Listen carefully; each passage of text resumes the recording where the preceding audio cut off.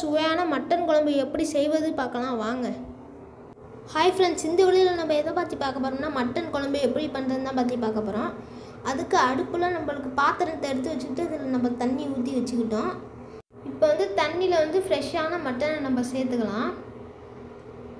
Mutton சேர்த்ததுக்கப்புறம் அந்த கறி நல்லா கொதிக்கணும். ஒரு 5 நிமிஷம் அளவுக்கு கொதிச்சாலே போதும். 5 நிமிஷம் கழித்து பார்க்கலாம் வாங்க. மட்டன் நம்மளுக்கு சூப்பராக கொதித்து வந்திருக்கு பாருங்கள். இப்போ நம்மளுக்கு 1 டீஸ்பூன் அளவுக்கு இஞ்சி பூண்டு பேஸ்ட்டு சேர்த்துக்கலாம்.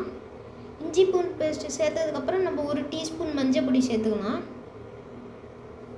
இப்போ நம்ம தேவையான அளவு நம்ம உப்பை சேர்த்துக்கலாம். அதில் உப்பை சேர்த்ததுக்கப்புறம் நம்மளுக்கு தேவையான அளவு நம்ம கொஞ்சம் பெப்பர் சேர்த்தாலே போதும். இதில் பெப்பர் சேர்த்ததுக்கப்புறம் நம்ம இப்போ நல்லா 5 நிமிஷம் வரைக்கும் கொதிக்கட்டும்.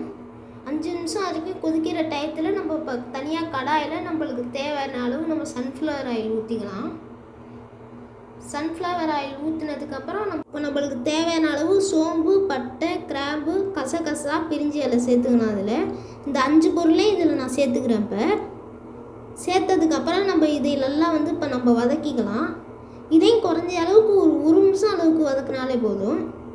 வதக்கினதுக்கப்புறம் இப்போ நம்ம கறியை வேக வச்சு இந்த சட்டியில் நம்மளுக்கு தேவையான அளவுக்கு நம்ம உருளைக்கிழங்கு சேர்த்துக்கலாம். இந்த உருளைக்கிழங்கு ஒரு 10 நிமிஷம் வரைக்கும் வேகட்டும். இப்போ நம்ம முன்னாடி பட்டை, கிராம்பு இதெல்லாம் சேர்த்தோம்னு ஒரு சட்டியில் அதில் நம்மளுக்கு தேவையான அளவு நம்ம வெங்காயத்தை சேர்த்துக்கலாம். வெங்காயத்தை சேர்த்ததுக்கப்புறம் இது குறைஞ்ச அளவுக்கு 1 நிமிஷம் அளவுக்கு நல்லா வதக்கினாலே போதும். இப்போ நம்மளுக்கு தேவையான அளவு நம்ம கருவேப்பிலை சேர்த்துக்கலாம். கருவேப்பிலை சேர்த்ததுக்கப்புறம் நம்மளுக்கு தேவையான அளவு நம்ம மிளகா சேர்த்துக்கலாம். ஒரு 4-5 மிளகா சேர்த்துக்கிட்டாலே போதும். இப்போ இதையும் நம்ம நல்லா 1 நிமிஷம் அளவுக்கு வதக்கினாலே போதும். இப்போ நம்மளுக்கு 1 தக்காளி சேர்த்துக்கலாம்.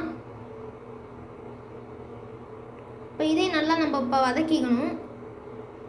இதையும் குறைஞ்ச அளவுக்கு 1 நிமிஷம் அளவுக்கு வதக்கினாலே போதும். நம்ம வதக்கினதுக்கு அப்புறம் நம்மளுக்கு தேவையான அளவு நம்ம உப்பை சேர்த்துக்கலாம். அதில் உப்பை சேர்த்ததுக்கப்புறம் நம்ம அரைச்சி வச்சு இந்த இஞ்சி பூண்டு பேஸ்ட்டு இதில் சேர்த்துக்கலாம். நம்ம இப்போ இதையும் நல்லா நம்ம 1 நிமிஷம் அளவுக்கு வதக்கிக்கலாம். இப்போ 1.5 ஸ்பூன் நம்ம மட்டன் மசாலா சேர்த்துக்கலாம். அதில் நம்ம சேர்த்ததுக்கப்புறம் நம்ம இப்போ நம்ம 1.5 ஸ்பூன் மல்லித்தூள் சேர்த்துக்கலாம்.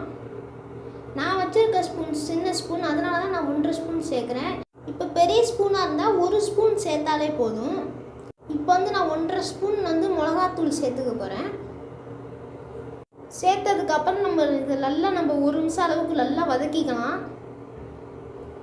வதக்கினதுக்கப்புறம் நம்ம வேக வச்சுருந்த மட்டனில் நம்ம இதில் சேர்த்துக்கலாம்.